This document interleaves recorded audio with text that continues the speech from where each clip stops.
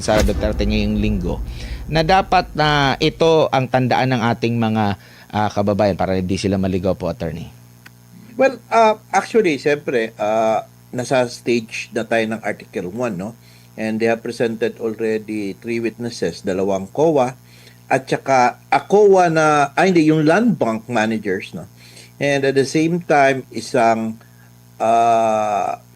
ito ngang sa COA witnesses si Attorney Wamil, no? So, here, no? Pero alam mo, I would like to go, jump ako ulit sa immediate Timar, no? I think itong Article 1 is already dead. Itong misuse, magbaling paggamit ng confidential funds. It is dead. Bakit po, Attorney? Okay. Kasi,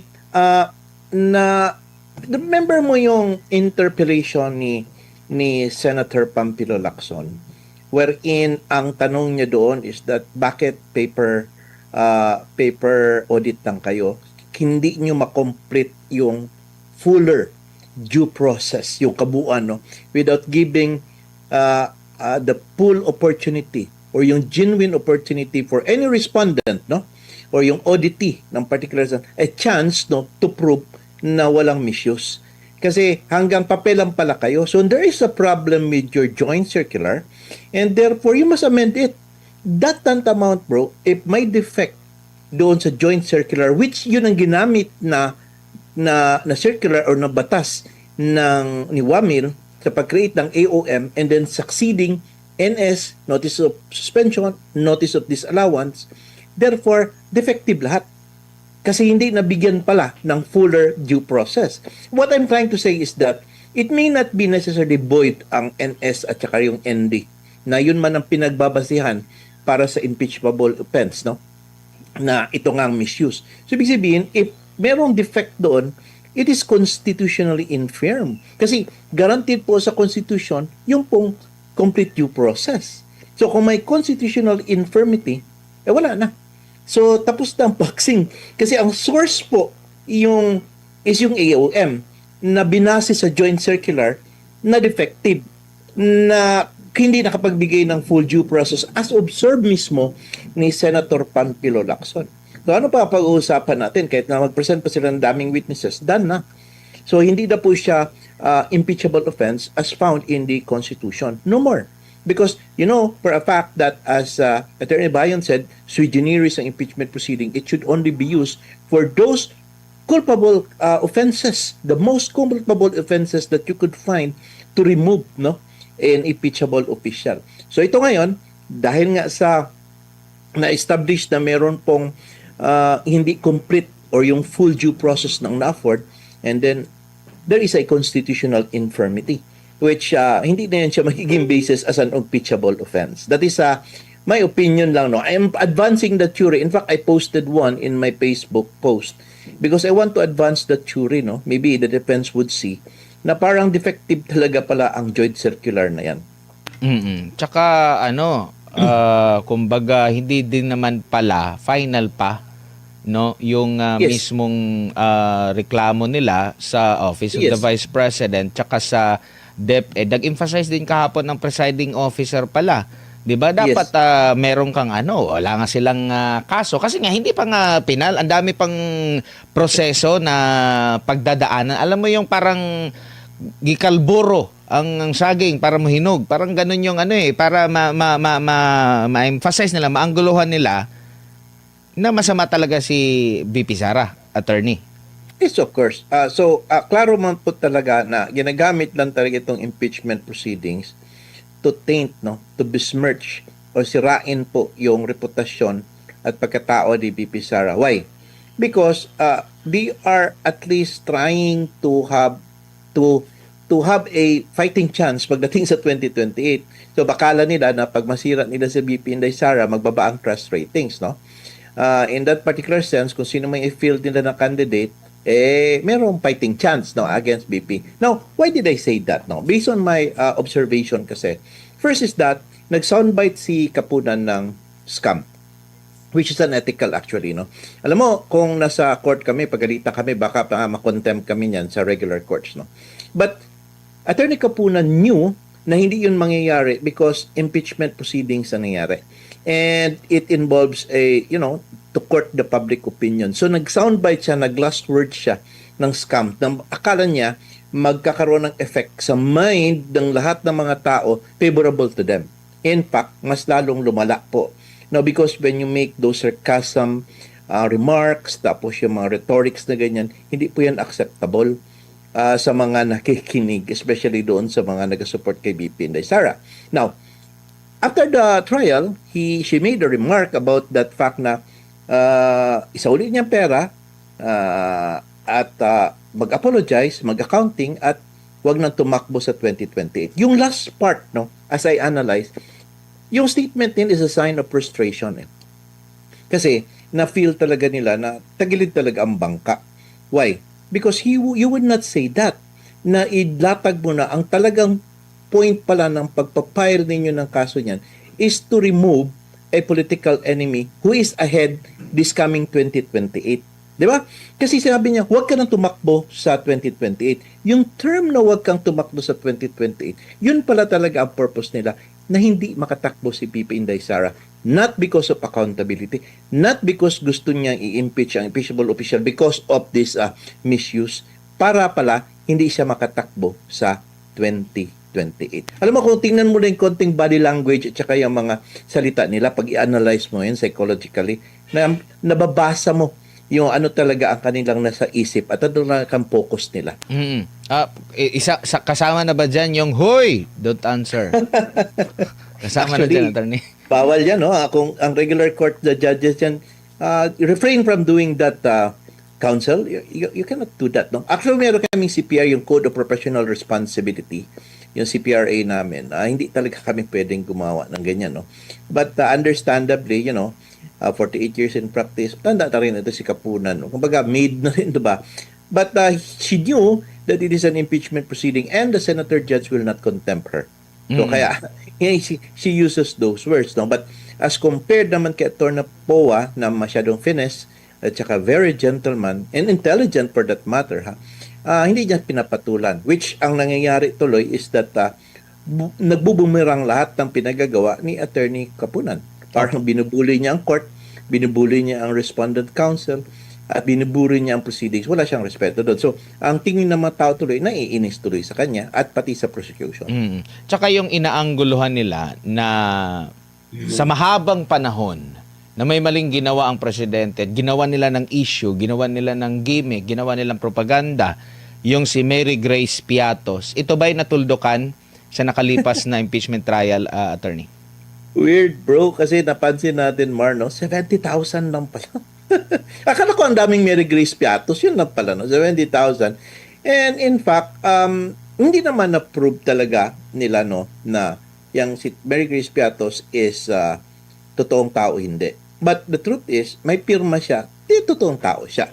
Now, when confronted with that issue, kung bakit na-investigate mo ba si Mary Grace Piatos, sabi ni Attorney Wamil is that ang nangyari po kasi is that hindi na namin na verify kasi meron mang pirma tsaka wala naman nakalagay na alias. But, yun pala, meron palang provisions to the joint circular na pwede pala siyang magtanong at mag-investigate. But he did not, no? There is a loose there in the interjection na sinabi niya yun, no? And, gubaga, yung Senator Judge na nagtanong, medyo tinambyo ka agad, no? Kasi sinabi nga niya, meron nga provision na magtanong, pero hindi niya tinanong. So, Mary Grace Piatos, na-establish na naman na patulungan tuloy din ni Senator Judge Lacson. As I said, sabi niya, kailangan talaga ng alias. I've been an PNP chief and I knew what's happening. We cannot state the name of the person. So, hindi natuldukan si Mary Grace Piatos. In fact, Mary Grace Piatos is known as really as an alias, and natanong pa nga ni Lacson, may clearance ka ba to determine that sealed vote? Na kumbaga, yung meron kaming vote para sa confidential informants na doon talagang tunay na pangalan. So, meron ka ba clearance to open that? Wala po. Kaya pala wala kang clearance. Yan ang problema sa circular na yan. Dapat ayun na. Binanata na naman ni Lacson. So, what I'm trying to say is may defective talaga ang circular. Now, kung that is the basis na pagka yung sa audit process, yung joint circular, which one of the senator judge who is bihasa sa paggamit ng confidential and intelligence funds found out that it's defective. So lahat po ng proceedings na nangyari dyan, defective. So bakit pa natin ipapatuloy itong trial na ito sa Article 1 impeachment? Isingit na rin natin yung AR, no? Yung acknowledgement receipt na yun din yung Yes. ipinalulutang nila na mali talaga yung paggamit ng AR. Parang narinig din natin na doon na alangan naman mag-issue ang BIR doon sa mga informant. Halimbawa, rebelde, meron kang espiya doon, mag-release sila ng OR at makita doon, bubuwisin nila yun. Attorney, ano Yes. take niyo po dyan? That's true, no? Actually, ang hinahabol na rin, kung pagdating sa purchase of information, no problem. I think hindi nila tinitira yun, no? And pagdating po sa reward, wala naman silang problema. Basta lang daw i-comply yung mga ibang requirements, yung causal link. Nung tinanong naman siya, paano mo i-determine ang causal link? Hindi naman masagot ni Attorney Wamil. Sabi naman ni Lacson, yan ang sinasabi ko. Kasi nga, ang kaya nyo, wala kang clearance wala ka. So parang inibig sabihin, ito palang lahat ng bagay na ito, bro. Kapag lahat ito, no, lahat na ito ng mga papel, pwede pala nilang talagang tingnan kung ginamit talaga ang pera doon for the purpose intended na nakalagay sa ARs, no? If they have this authority to conduct physical audit. So, pwede man sila pumasok, ipatawag nila yun. Siguro mag-close door sila doon sa agency and then i-open yon. Pero wala Kasi I understand, pag confidential intelligence funds, as stated by Lacson, meron talaga silang listahan niya ng mga confidential informants at saka yung mga sensitive informations which can be seen by the COA kung gusto pabuksan, kung may clearance ka at kung nakalagay sa joint circular. Wala kasi So, having said that, hindi talaga ma-prove ang misuse. Ang ginagamit niya yung presumption na meron daw misuse kapag hindi ka makapagbigay. Pero tama naman yung sinabi mo, hindi pa naman final ang notice of disallowance. Kasi, as I remember, yung opening statement ni Attorney Sison, may motion for reconsideration pa daw sila na hindi pa yata na-resolve.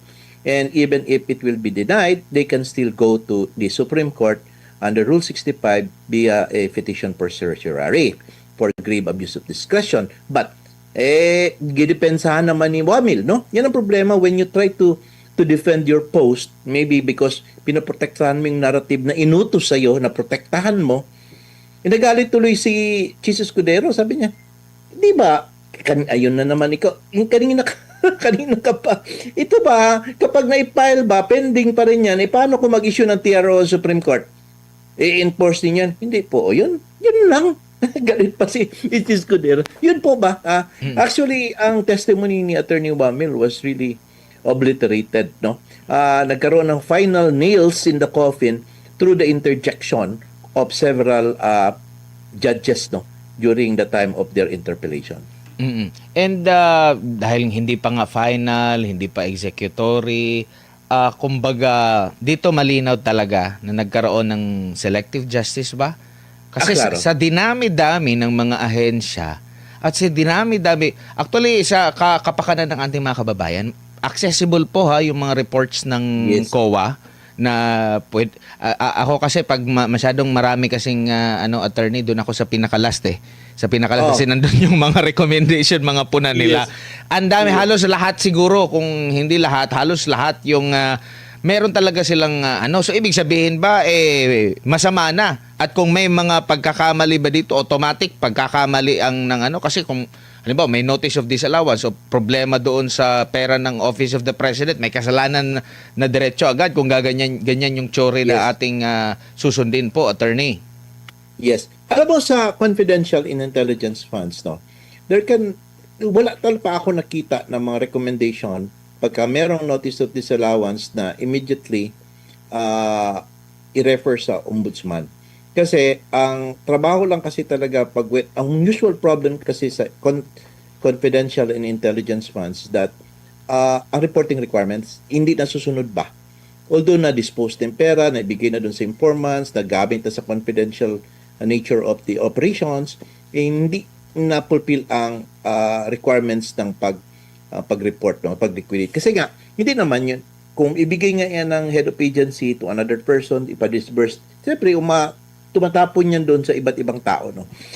Until mag-abot talaga yan sa doon sa kasunod. Hindi naman yung head of agency ang magbibigay doon sa direct sa baba, di ba? So, having said that, yung hinihingi na requirements pagpabalik, sometimes hindi complete. Kaya karamihan is that yung nagkakamali is merong order of restitution. Iuli mo na, isauli mo yung pera because hindi ka man nakakomplete ng requirement, which ngayon ko na-realize ang Pamphilo Lacson na pinaprotektahan niya, paano kung pwede pa ba kayong gumawa ng pamaraan na pwedeng imbestigahan nyo pa para at least ma-clear naman ito kasi mahirap nga ang pinasabi niya, parang yung reporting requirement, no? Pati mga resibo. In fact, yung Circular 92, hindi ka inaalaw na kung pwede, wag na lang maging ng official receipts kasi mahirap man talaga. So, having said that, doon sa yung question, ito bang klaseng mga requirement na ito is it mandatory? Yes, per circular. Mandatory, pero what if ko hindi mabigay? So, ibig sabihin, i-prosecute mo. Now, in regular funds po, no, yung sinasabi natin sa website, nakikita natin na may recommendation immediately together with the notice of disallowance, meron na recommendation to the ombudsman for criminal prosecution, let's say, malversation or estafa. You know why? Because yung sa mga regular funds, usually problema doon na yung mga bidding, hindi sakto ang bidding or nag-negotiated purchase, tapos dapat daan sa ganito. Meron talagang evidence na, trail na, meron talagang nagnakaw o may nagmalverse or technical. Kaya, aside from restitution, is that recommendation for prosecution. But in confidential funds, hindi po, demand lang yan to restitute kung hindi mo ma-liquidate. Kaya nga, you'll notice, maraming mga officials na naglumalabas nga sa social media na hindi pa nakakapag-liquidate hanggang ngayon. Yan yun ang magandang i-verify pagdating natin sa 2028. Sino yung pang hindi nakapag-liquidate sa kanilang confidential funds? Ayan. Opo. Attorney, dito naman po sa yung sa isa rin sa kanilang ginagawa ng issue is yung pagkakaroon ng confidential fund. Kung karapat-dapat ba si OVP, karapat-dapat pa si DepEd. Kasi ang kanilang pinagbasehan, sa mahabang panahon, wala naman yung confidential fund na bigla kami ngayon. Sino ba ang magdidetermine na kung pwede o hindi pwede siya magkaroon ng confidential fund, attorney? Yes. You have to understand, no, kung saan ang galing si BP Inday Sara. Number one is that very avid supporter yan siya ng NTF-ELCAC, the National Task Force to End Local Armed Conflict. Alam natin yan because yan ang baby ni PRRD. Siya talagang maraming nakapag-surrender ng mga halos masiro ang NPA dyan, no, na mawala na, ma-obliterate kasi ang dami nag-surrender. Very good, effective program talaga yan siya. Now, he knew for a fact that as a DepEd secretary, ang part ng mga school talagang pinapasok yan na mga terrorists, na yung mga leftists, yung mga NPAs na nagre-recruit, no, para so kailangan ng funds. So hiningi. Okay. First is that we have to understand, guys, no, na merong saro sa first yung 2022. Bigay po yan ng president. Bakit siya binigyan? So ibig sabihin, binigyan siya, gamitin mo. Okay. In fact, yung 11 days na pag-withdraw noon, sabi nga ni Wamil, hindi ba namin kina-question yan? Okay lang yan, pwede pala yan. O, sige ba? Pero ang prosecution at saka yung mga sa Congress dati, ine-emphasize nila, pinipicture, 11 days, inubos ang pera, yung pala, pwede pala, sabi ng Attorney Wamil, knows about that. So, the same time, pagka 2023, nasa GAA, hiningi yun. Dahil nga sa intended na plan in order to advance yung advocacy na magkaroon pa rin ng intelligence or confidential informations. Now, batas po yun. In-approve po yun. So, who would say na i-contest mo yun? Kasi kung hindi pala yun siya inalaw, dapat dininay na ng mga congressman, mga legislators. Bakit nila binigay? Bakit nila enlaw at nalagay sa GAA? Ang GAA po is a law, no? So, ibig sabihin po, first is the other one is approved by the President as recommended by the DBM. Tapos yung pangalawa is yung nasa GAA siya. So, hindi po issue yun kung meron ang DepEd o hindi dahil binigay po either ng President or ng batas. Opo.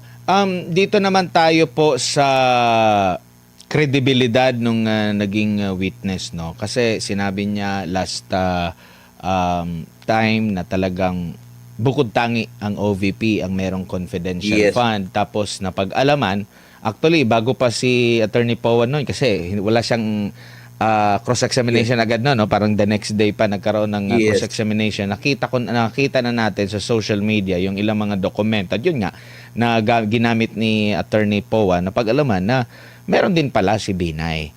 Tapos, nung iprenisenta na sa kanya ito, parang siya pa yung nagtanong na liquidate ba yan? Saglit lang, bakit tatanungin mo yung abogado na, di ba sa ilalim ng inyong opisina yan, COA ICFAO, ang pag-liquidate niyan at nasa ilalim ng inyong, during sa inyong term, ang andyan. Ano pang masasabi niyo po dito patungkol sa kredibilidad nitong witness attorney? Let's talk about credibility of the witness. Actually, hindi po credible ang witness. I would say that. However, I would say that napilitan po siya na masira ang credibility niya. Okay? I think hindi niya intention na gawin yung ganong klaseng pag-defend ng narrative na ipinasa sa kanya. Ako binabasa ko yung mukha ng bata But he has no choice. He is working and he is with the government, and I think my personal opinion is that meron po talagang nagpe-pressure sa kanya na protektuhan mo ito. When asked, do this, focus on this. Tapos yung mga, always pag maipit ka, sabihin mo, pakiulit po ng tanong. Tapos kapag meron kang atake na git, sabihin mo, kasi ang presumption po talaga is misuse. Balik-balikin mo lang yan.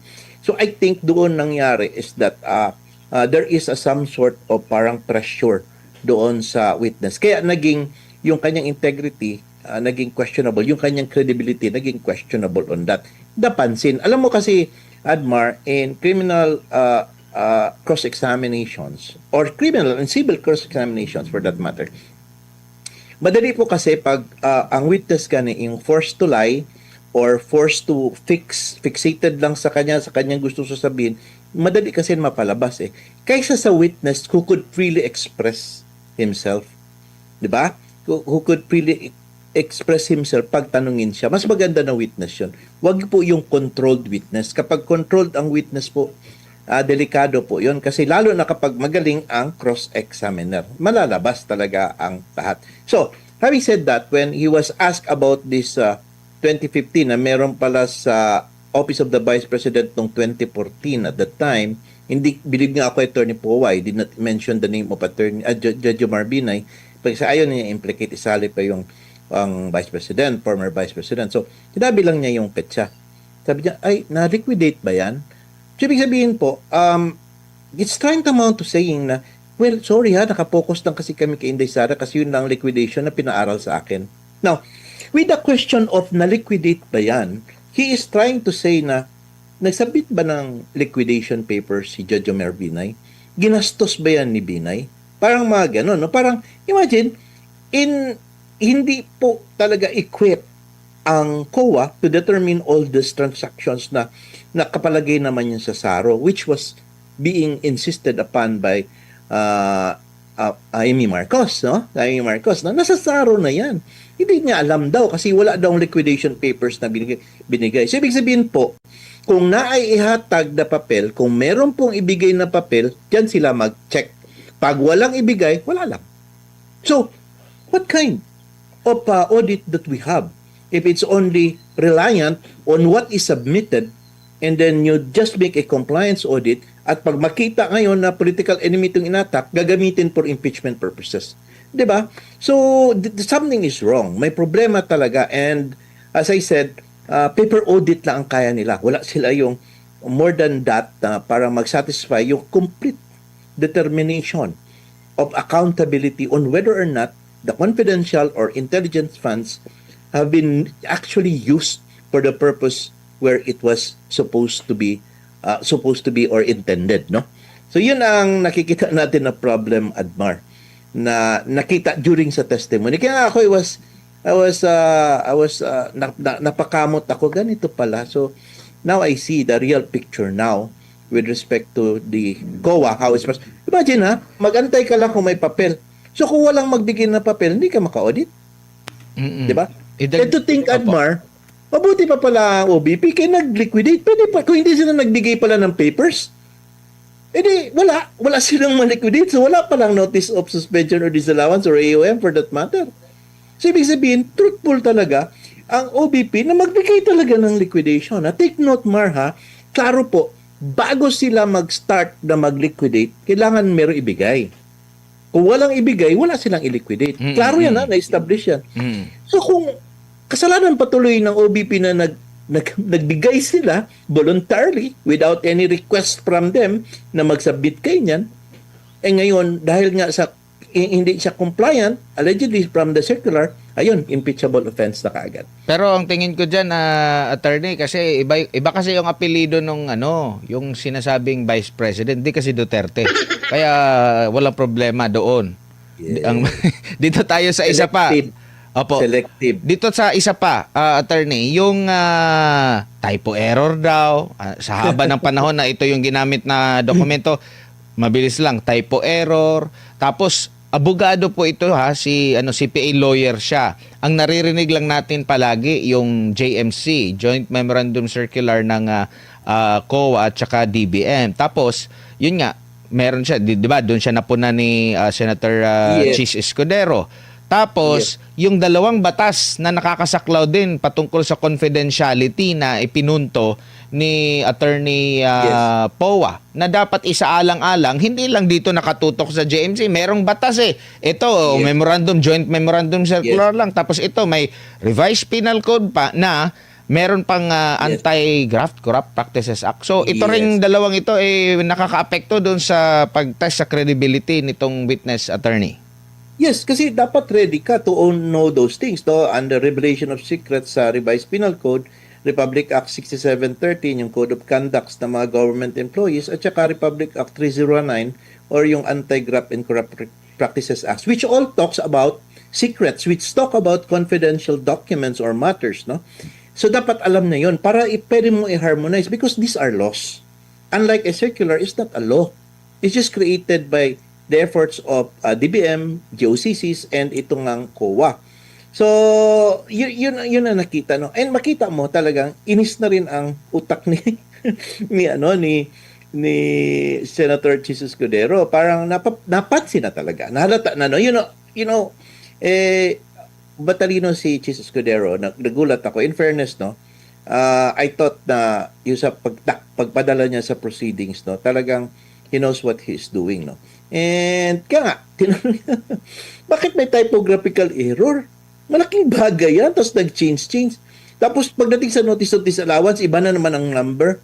Ay, wala po akong personal knowledge po, Judge, kasi as Senator, Your Honor, kasi wala na ako niyan.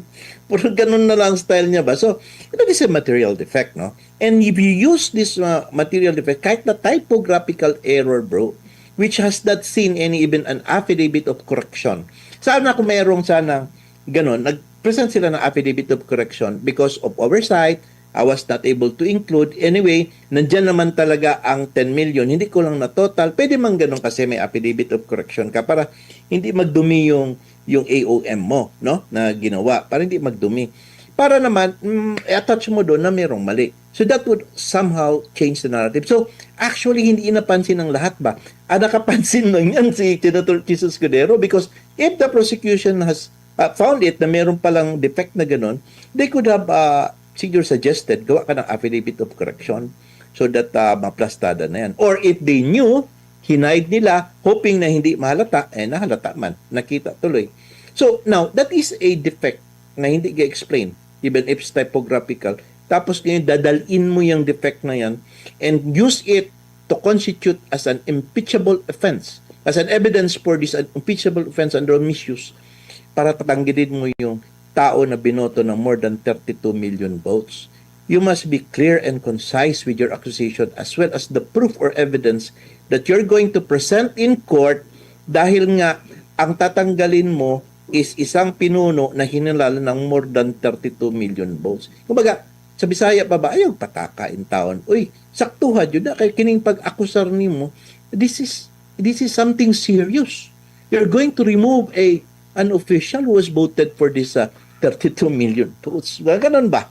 So yun, nagalit din si Escudero. So makita mo talaga may dapikas siya ba? nainis na rin siya sa witness, no? Pati even si Lacson, makita mo, napikas siya. Pati si Robin Padilla, nakita mo. At saka si Amy Marcos, lalo na inaway mo na ako eh. Yun nga po. Ito pa. If ever na meron ngang pagkakamali doon or kulang doon sa liquidation process nila, direkta ba na magtuturo na ito'y kasalanan ng pangalawang pangulo, ng head of agency, attorney, siya ba agad diretso ang accountable officer? Well, actually, sa totoo lang, ang accountable officer talaga yung head of office. Pero ang ina-emphasize ni Senator Amy Marcos, na ang accountable officer daw directly yung disbursing officer. Pero actually, kasi nakalagay head of agency or yung Yun disbursing officer. Alam naman si BP Sara ang mag-liquidate lahat. Siya talaga yung ganyan ng ikaw to pera, papirma ako nitong acknowledgement receipt at siya talaga yung manguna sa liquidation. alam mo, maganda yon kasi with that, how do you construe? Kasi sa law natin, we have this what we call statutory construction. No? How do you construe or interpret that or? Is it that you could transfer that pure accountability to another person to become the pure accountable officer para yung SDO na lang?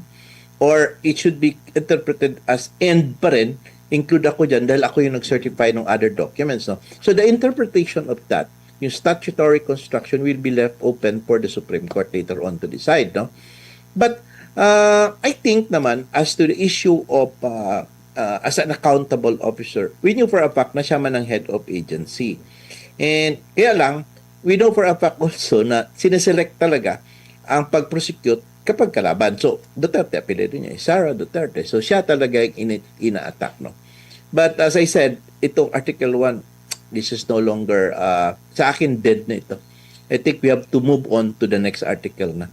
Meron pa silang isang witness. Tingin mo, at sinabi rin niya na 2014 pa siya sa ICFAO at yung pauna niyang sinabi, wala ring ibang ahensya, wala ring iba na naging head ng OVP at DepEd na nagkaroon ng confidential fund. Tingin niyo po,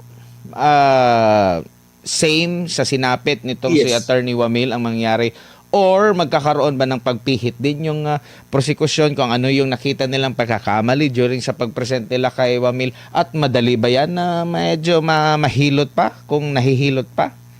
Ay, mahirap na, no? Pero although they tried, no? Nakita ko man sa start na they tried na actually explaining immediately yung kung kay Judge Honor Bingay. Parang sinasabi niya na pag meron lang isubmit, yun lang aming gagawin. So parang they're trying to rehab that, no? But however, ito namang bata na ito na magta-testify is very, very young, no? I think ang testimony nila would be to finish what Attorney Wamil started. And he just completed it. And tingnan mo ha, I think that when Attorney Wamil gave the documents to him, remember, Attorney Wamil said, nag-prepare na siya ng draft. The question is that, yung draft ba yun pinag-aralan niya or kinapi na lang niya, pinirmahan para sinubmit? Kasi total, may draft naman ito na lang gamitin ko, tapos submit ko na para pirmahan ng aming supervisor or director namin. Diba? So, those are the issue. Then after that, of course, iba naman yung magte-testify regarding sa notice of suspension and notice of disallowance. Kasi I think, hindi nasaklaw ng mga witnesses coming from Wamil and this particular witness now na sila ang gumawa. No? Hanggang AOM lang sila. So, let us see, no? Pinapa-check na yung mga papers sa kanya. It takes time. So, they will do that by next week na naman. But I think dapat sana diretso na testify or stipulate na lang ano ba ang testimony niya hanggang dito para maintindihan. So, yun ang nakita ko na aspect dito sa witness na ito. Tsaka maganda rin yung naging punto rin ni Senator Robin Hood Padilla. Yung tinatanong siya, sa tingin niyo po, bakit kaya mahalaga yung pagtatanong ni Senator Robin Hood Padilla patungkol sa, kasi baka isipin ng iba, bakit tinatanong yung COA niyan na nakaakyat ka na ba ng bundok? Nakapunta ka na ba dito? Nakapunta ka na ba dyan? Alam mo ba kung ano yung anniversary ng ganito? Ano ba yung ganap sa mga ganito? Ano yung mga ganap na ganito? Attorney, bilang isa sa mga kumbaga taga-account, taga-audit ng confidential fund na posibleng doon paggagamitan ng OVP or ni Vice President Sara Duterte sa Kabuuan, attorney?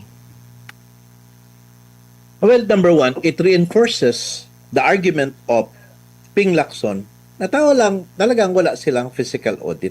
Hanggang papel lang talagang COA. Kasi hindi siya nakapunta siya doon, pero ang tanong is that, pumunta ka ba sa ground? Chinek mo ba ang kondisyon ng mga tao doon?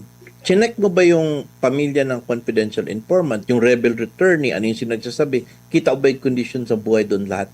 That is a good question. Nang sinabi niyang hindi, o hindi na-emphasize, o hindi na-establish na ginawa niya yon, ibig sabihin, hanggang papel lang talaga ang trabaho nila. Kung ano nila isabit sa kanila, yun lang gagawin nila. So, ang babaw, no? And this must be changed, no? I think there must be a lot for this matter now. Second, yung pagtanong naman niya ni Robin Padilla, doon ako nagulat. Yun ang hindi ko na-expect yun, no?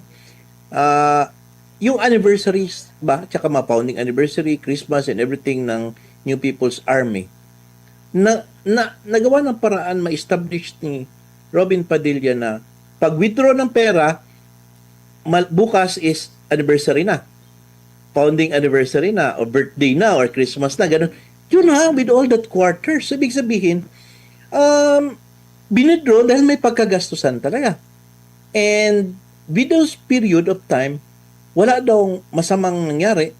So, ibig sabihin, nagamit ng mabuti ang in confidential funds dahil nga sa walang untoward events na nangyari o kung baka na-prevent because with the use of that money. Parang Robin Padilla was trying to insinuate like that. Now, if you want to speculate on things about how it was misused, kasi speculation na naman lahat, no? Kasi presumption, then we might as well speculate also na wala namang na-withdraw yung pera na yan, tapos walang untoward activity nangyari during these founding anniversaries. And therefore, hindi rin ginamit ang pera. Wala rin misuse o wala rin misappropriation para mag-text like that, no? So, maganda yon for a bigger narrative or how to explain and to, to make the people think, no? Na talagang ang pera is hindi binulsa, talagang ginamit, no? As you can see, medicine, rewards, information, supplies, tapos pati yung mga sa hardware. So, ibig sabihin, talagang papunta sa babae. Anuhin man niya yung pera na yun kung hindi man nagpatayo ng bahay o nagawa ng pharmacy si BP Inday, di ba? So, talagang ginasta yun. So, nakikita ng tao. Kaya nga, mas lalong nakakasama sa prosecution. As again, next article na sana tayo. Tap nyo na yan. Patawag pa yun ng mga committees, no? Siyempre, mag-budget hearing eh. So, hihingin, let's say, ng DepEd, ganitong ang budget. Tapos pag scrutinize, bakit may confidential? Oh, dapat sa committee level pa lang sinita na yon. Bakit hinihingi niyo ito? Bakit hinihingi niyo? Hindi pwede ito. Denied. Di ba? So, just like what they did when they denied any and all confidential funds for the OBP after that. No, nagkaaway na sila. But it can be done. Pero inapproved. So, ibig sabihin, inapproved and it was endorsed by the President later and it was naging law, tapos binirmahan, edi, batas na siya. Di ba? So, having said that, there is no such thing as yung parang minagic lang binigay yun dahil sino mag-decide, ganun. Hindi po, dumaan po siya sa proseso na even the legislators, and I think many of whom are actually prosecuting her right now, na sila naman din ang nag-approve on their level. Siguro bilang panghuli na lamang po, attorney, ano na lamang po ang inyo pong payo sa ating mga kababayang nagmamasid, no? Paano ba nila dapat himayin, tanggapin yung pinapanood nila? Saan ba ako dapat maniwala? Maniniwala ba ako agad dito sa mga pahayag na ito? Kasi sabi nga natin, kakaiba itong impeachment trial, may halong politika, may halong legal po ito, attorney. Well, without carrying my bank ang upuan, no? Maganda kung makinig siya sa ating dalawa. Kasi we have SMNI, no? And with Attorney Abayon and everyone else has been giving us the correct direction about what's really happening. Kasi if we will listen to other news, it may be fake news, no? So maging careful po kayo. Unless if you really want to hear na doon po talaga ang side niyo na makinggan niyo na tama, then wala kami magawa. But what we are trying to say is that find the right outlet that will give you the correct news and the facts, no? Kasi sa part po, especially ko, no, if I could speak for myself, hindi po kami mahirapan mag-present ng side kung ano yung tama. Why? Because we're always guided with law, we're guided with the law, guided by the law, guided by the Constitution. So, ibig sabihin pa, if ang purpose lang namin is to look for the truth and guided kami nito ng law and Constitution, we'll never get wrong. Hindi po kami mawawala. Okay? So, yun po. Just choose the right outlet. Makinig. Alam nyo po kung sino ang fake, sino po yung tamang naglalahad ng tamang mga news or mga articles on what's happening in our country today. Not only sa impeachment po.